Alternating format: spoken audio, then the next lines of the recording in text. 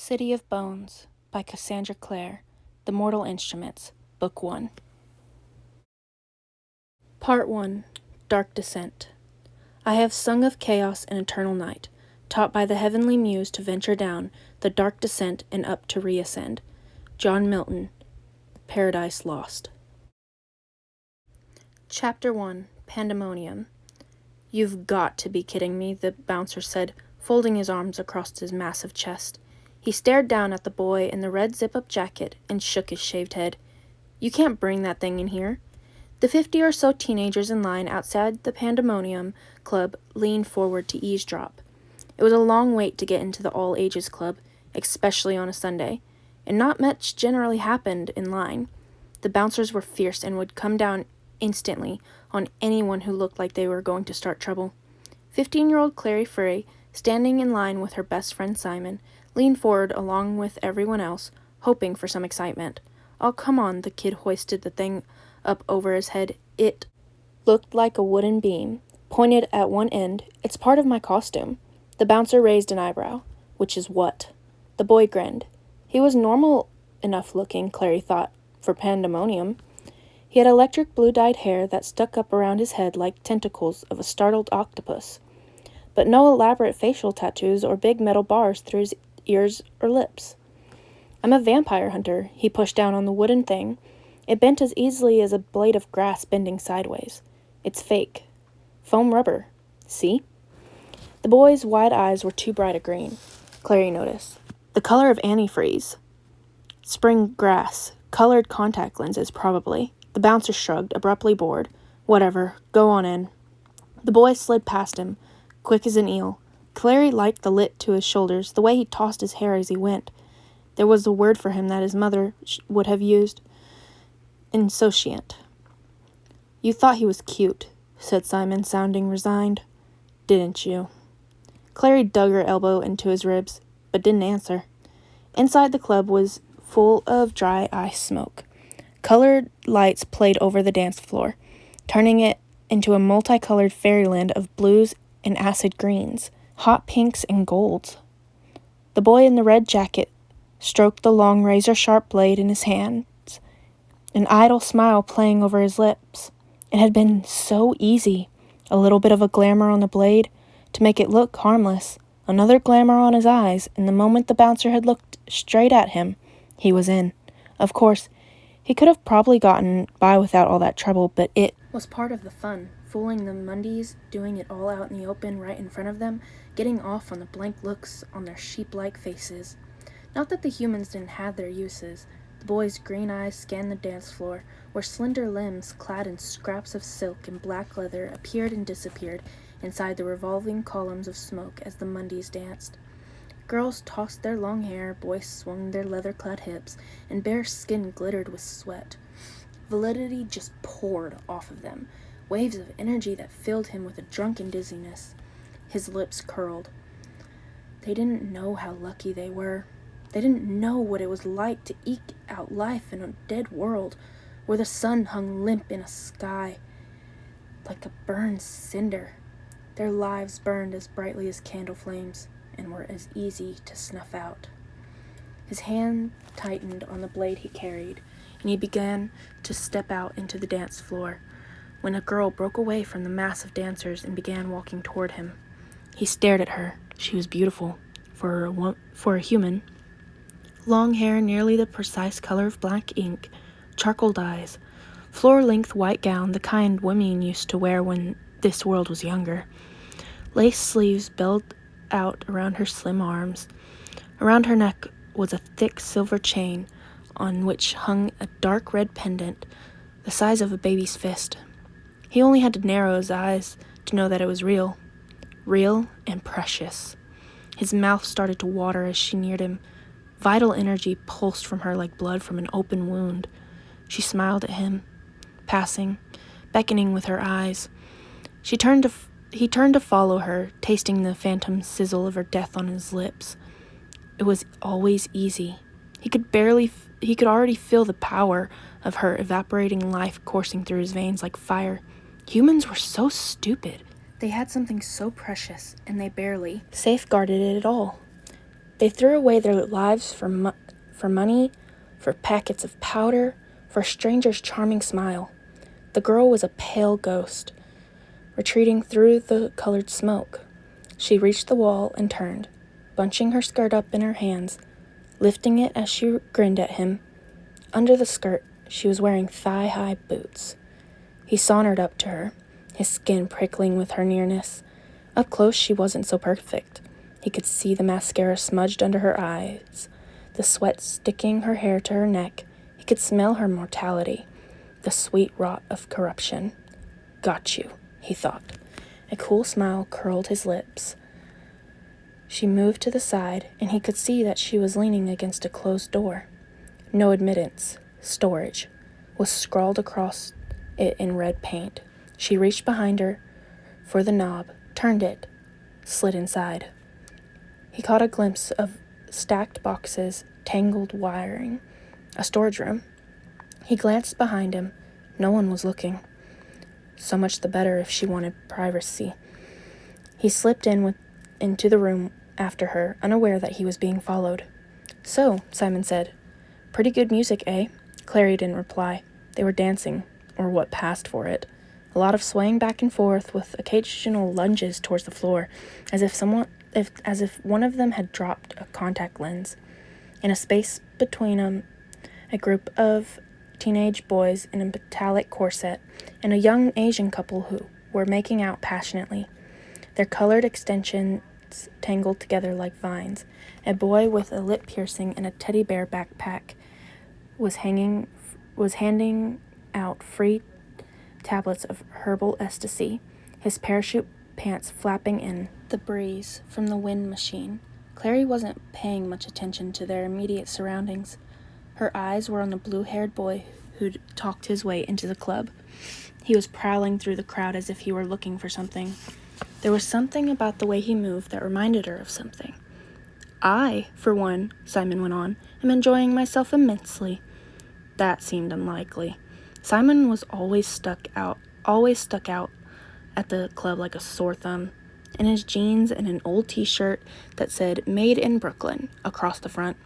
His freshly scrubbed hair was dark brown instead of green or pink, and his glasses perched crookedly on the end of his nose. He looked less as if he were contemplating the powers of darkness and more as if he were on his way to a chess club. Clary knew perfectly well that he came to Pandemonium with her only because she liked it. That, he thought, was boring. She wasn't even sure why it was that she liked it. The clothes, the music made it like a dream, someone else's life. Not her boring real life at all. But she was always too shy to talk to anyone but Simon. The blue-haired boy was making his way off the dance floor. He looked a little lost, as if he hadn't found whom he was looking for. Clary wondered what would happen if she went up and introduced herself, offered to show him around. Maybe he'd just stare at her, or maybe he was too shy. Maybe he'd be grateful and pleased and try not to show it the way boys did. But she'd know. Maybe the blue-haired boy straightened up suddenly, snapping to attention, like a hunting dog on point. Clary followed the line of his gaze and saw the girl in the white dress. "Oh well," Clary thought, trying not to feel like a deflated party balloon. "I guess that's that." The girl was gorgeous. The kind of girl Clary would have liked to draw. Tall and ribbon slim, with a long spill of black hair. Even at this distance, Clary could see the red pendant around her throat. It pulsed under the lights of the dance floor like a separate, disembodied heart. "I feel," Simon went on, "that this evening DJ Bat is doing a spectacularly exceptional job, don't you agree?" Clary rolled her eyes and didn't answer. Simon hated trance music. Her attention was on the girl in the white dress. Through the darkness, smoke, and artificial fog, her pale dress shone like a beacon. No wonder the blue-haired boy was following her as if he were under a spell, too distracted to notice anything else around him. Even the two dark shapes hard on his heels, weaving after him through the crowd. Clary slowed her dancing and stared. She could just make out that the shapes were boys. tall and wearing black clothes. She couldn't have said how she knew that they were following the other boy, but she did. She could see it in the way they paced him, their careful watchfulness, the slinking grace of their movements. A small flower of apprehension began to open inside of her chest. Meanwhile, Simon added, I wanted to tell you that lately I've been cross-dressing. Also, I'm sleeping with your mom. I thought you should know. The girl had reached the wall and was opening a door marked no admittance. She beckoned the blue-haired boy after her, and they slipped through the door. It wasn't anything Clary hadn't seen before, a couple sneaking off to the dark corners of the club to make out. But that made it even weirder, that they were being followed. She raised herself up on tiptoe, trying to see over the crowd. The two guys had stopped at the door and seemed to be conferring with each other. One of them was blonde, and the other dark-haired. The blonde one reached into his jacket and drew out something long and sharp that flashed under the strobing lights. A knife. Simon! Clary shouted and seized his arm. What? Simon looked alarmed. I'm not really sleeping with your mom, you know. I was just trying to get your attention.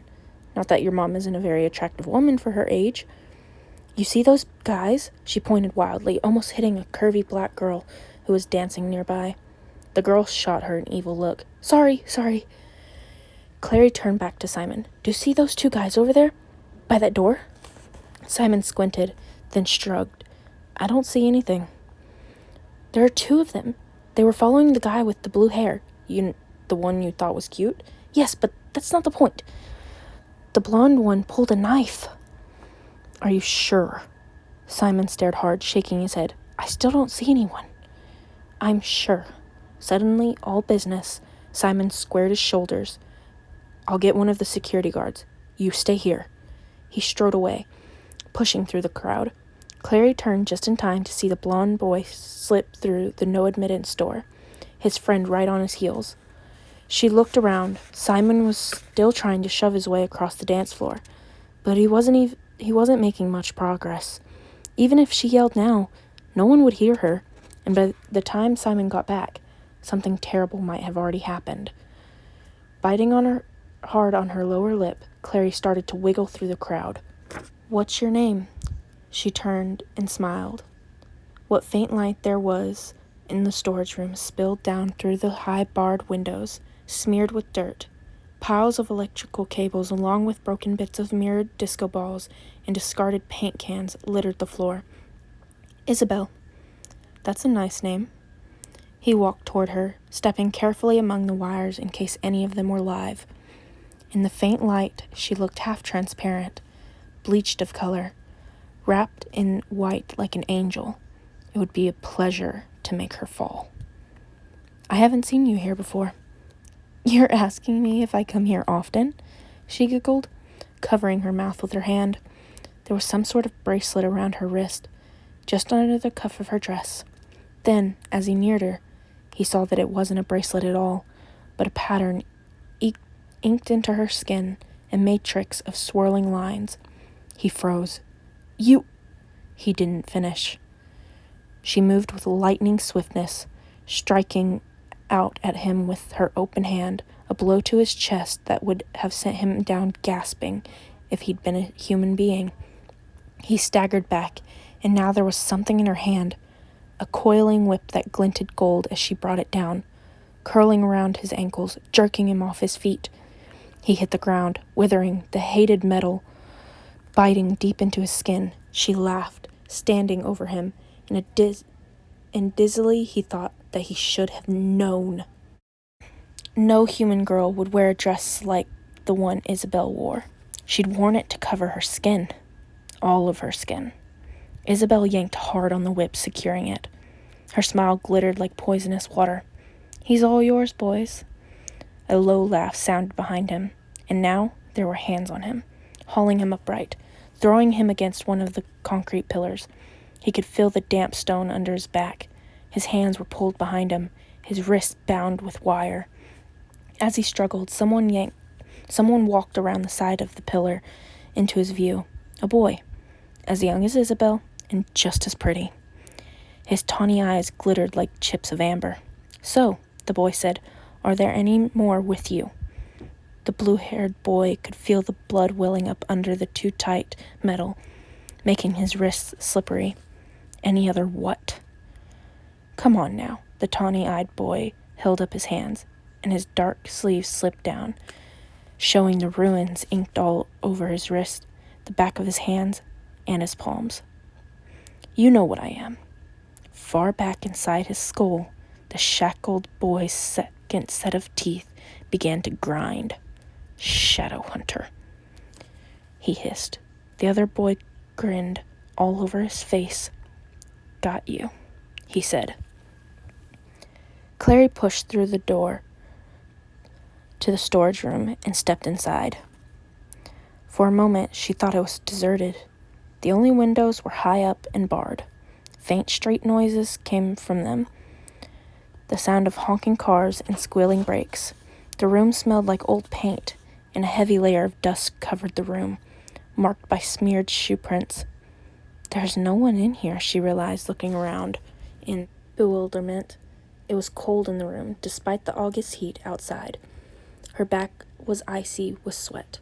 She took a step forward, tangling her feet in the electrical wires. She bent down to free her sneakers from the cables, and heard voices. A girl's laugh, a boy answering sharply. When she straightened up, she saw them, as if they had sprung into existence between one blink of her eyes and the next. There was the girl in her long white dress, her black hair hanging down her back like damp seaweed. The two boys were with her, the tall one with black hair that, like hers, and the smaller, fair one, whose hair gleamed like brass in the dim light coming through the windows high above. The fair boy was standing with his hands in his pockets, facing the punk kid, who was tied to a pillar with what looked like piano wire. His hands stretched behind him, his legs bound at the ankles. His face was pulled tight with pain and fear. Heart hammering in her chest, Clary ducked behind the nearest concrete pillar and peered around it. She watched as the fair-haired boy paced back and forth, his arms now crossed over his chest. "So," he said, "you still haven't told me if there are any other of your kind with you." "Your kind?" Clary wondered what he was talking about. Maybe she'd stumble into some kind of gang war. "I don't know what you're talking about." The blue-haired boy's tone was pained, but surely. "He means other demons," said the dark-haired boy, speaking for the first time. "You do know what a demon is, don't you?" The boy tied to the pillar turned his face away, his mouth working. "Demons," drawled the blonde boy, tracing the word on the air with his finger, "religiously defined as hell's descendants, the servants of Satan, but understood here, for the purposes of the clave, to be any malevolent spirit whose origin is outside our own home dimension." "That's enough, Jace," said the girl. "Isabel's right," agreed the taller. Nobody here needs a lesson in schematics or demonology." They're crazy," Clary thought. "Actually crazy." Jace raised his head and smiled. There was something fierce about the jester, something that reminded Clary of documentaries she'd watched about lions on the Discovery Channel. The way the big cats would raise their heads and sniff the air for prey. "Isabel and Alec think I talk too much," he said confidently. "Do you think I talk too much?" The blue-haired boy didn't reply. His mouth was still working. "I could give you information," he said. "I know where Valentine is." Jace glanced back at Alec, who shrugged. "Valentine's in the ground," Jace said. "The thing's just toying with us." Isabel tossed her hair. "Kill it, Jace," she said. "It's not going to tell us anything." Jace raised his hand, and Clary saw dim light spark off the knife he was holding. It was oddly translucent, the blade clear as crystal, sharp as a shard of glass, the hilt set with red stones. The bound boy gasped. "Valentine is back!" he protested, dragging at the bonds that held his hands behind his back. "All the infernal worlds know about it. I know about it. I can tell you where he is." Rage flared suddenly in Jace's icy eyes. By the angel, every time we capture one of you bastards, you claim to know where Valentine is. Well, we know where he is too. He's in hell. And you... Jace turned the knife in his grasp, the edge sparking like a line of fire. You can join him there. Clary could take no more. She stepped out from behind the pillar. "Stop!" she cried. "You can't do this." Jace whirled, so startled that the knife flew from his hands and clattered against the concrete floor. Isabel and Alec turned along with him, wearing identical expressions of astonishment. The blue-haired boy hung in his bonds, stunned and gaping. It was Alec who spoke first. "What's this?" he demanded, looking from Clary to his companions as if they might know what she was doing there. "It's a girl," Jace said, recovering his composure. "Surely you've seen girls before, Alec. Your sister Isabella's one." He took a step closer to Clary, squinting as if he couldn't quite believe what he was seeing. "A Mundy girl," he said half to himself. "And she can see us." "Of course I can see you," Clary said. "I'm not blind, you know." "Oh, but you are," said Jace, bending to pick up his knife. "You just don't know it." He straightened up. "You'd better get out of here, if you know what's good for you." "I'm not going anywhere," Clary said. "If I do, you'll kill him." She pointed at the boy with blue hair. "That's true," admitted Jace, twirling the knife between his fingers. "What do you care if I kill him or not?" Because, Clary sputtered. "You can't just go around killing people." "You're right," Jace said. "You can't go around killing people." He pointed at the boy with blue hair, whose eyes were slitted. Clary wondered if he'd fainted. "That's not a person, little girl. It may look like a person and talk like a person and maybe even bleed like a person, but it's a monster." "Jace," said Isabel warningly. "That's enough."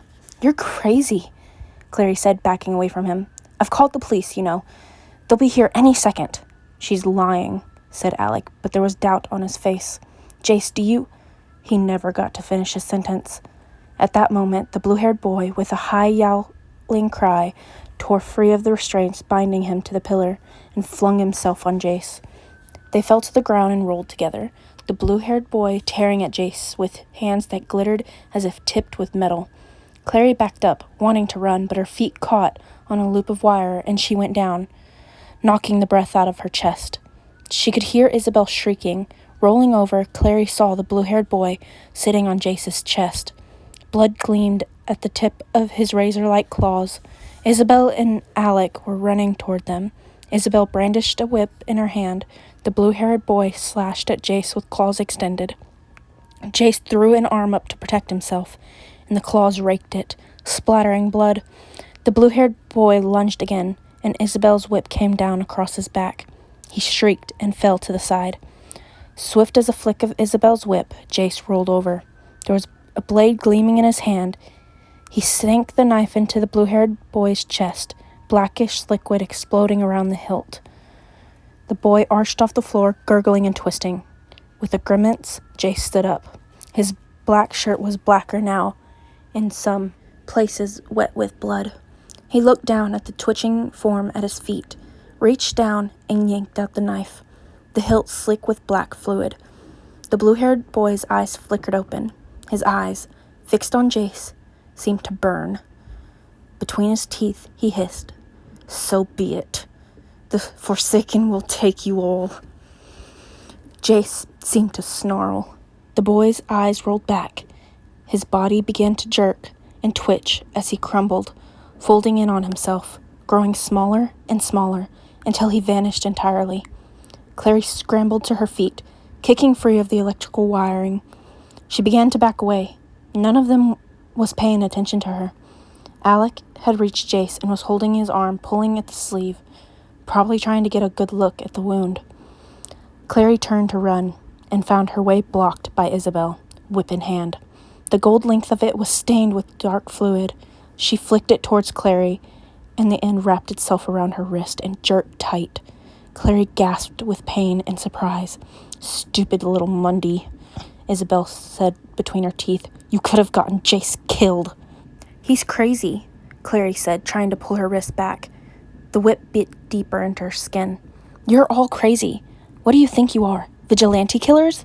The police aren't usually interested unless you can produce a body," said Jace. Cradling his arm, he picked his way across the cable-strewn floor towards Clary. Alec followed behind him, face strewn into a scowl.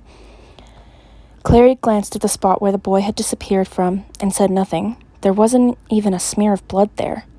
Nothing to show that the boy had ever existed. "They return to their home dimensions when they die," Jace said, "in case you were wondering." "Jace," Alex said, "be careful." Jace drew his arm away. A ghoulish freakling of blood marked his face. He still reminded her of a lion, with his wide-spaced, light-colored eyes and that tawny gold hair. "She can see us, Alec," he said. "She already knows too much." "So what do you want me to do with her?" Isabel demanded. "Let her go," Jace said quietly. Isabel shot him a surprised, almost angry look, but didn't argue. The whip slithered away, freeing Clary's arm. She rubbed her sore wrist and wondered how the hell she was going to get out of there. "Maybe we should bring her back with us," Alex said. "I bet Hodge would like to talk to her." "No way are we bringing her to the Institute," said Isabel. "She's a Mundy." "Or is she?" said Jace softly. His quiet tone was worse than Isabel's snapping or Alex's anger. "Have you had dealings with demons, little girl? Walked with warlocks? Talked with the Night Children? Have you—" "My name is not little girl," Clary interrupted, "and I have no idea what you're talking about." "Don't you?" said a voice in the back of her head. "You saw that boy vanish into thin air. Jace isn't crazy. You just wish he was."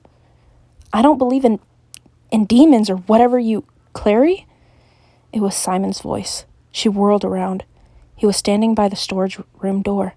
One of the blurry bouncers who'd been stamping hands at the front door was next to him. "Are you okay?" He peered at her through the gloom. "Why are you in here by yourself? What happened to the guys? You know, the ones with the knives?" Clary stared at him, then looked behind her, where Jace, Isabel, and Alex stood. Jace still in his bloody shirt, with the knife in his hand. He grinned at her and dropped a half-apologetic, half-mocking shrug. Clearly he wasn't surprised that neither Simon nor the bouncer could see them. Somehow, neither was Clary. Slowly, she turned back to Simon, knowing how she must look to him, standing alone in a damp storage room, her feet tangled in plastic wiring. "I thought they went in here," she said lamely, "but I guess they didn't. I'm sorry." She glanced from Simon, whose expression was changing from worried to embarrassed, to the bouncer, who just looked annoyed. It was a mistake. Behind her, Isabel giggled. "I don't believe it," Simon said stubbornly at Clary, standing at the curb, tried desperately to hail a cab. Street cleaners had come down Orchard while they were inside the club, and the street was gloss black with oily water. "I know," she agreed. "You'd think there'd be some cabs. Where's everyone going at midnight on a Sunday?" She turned back to him, shrugging.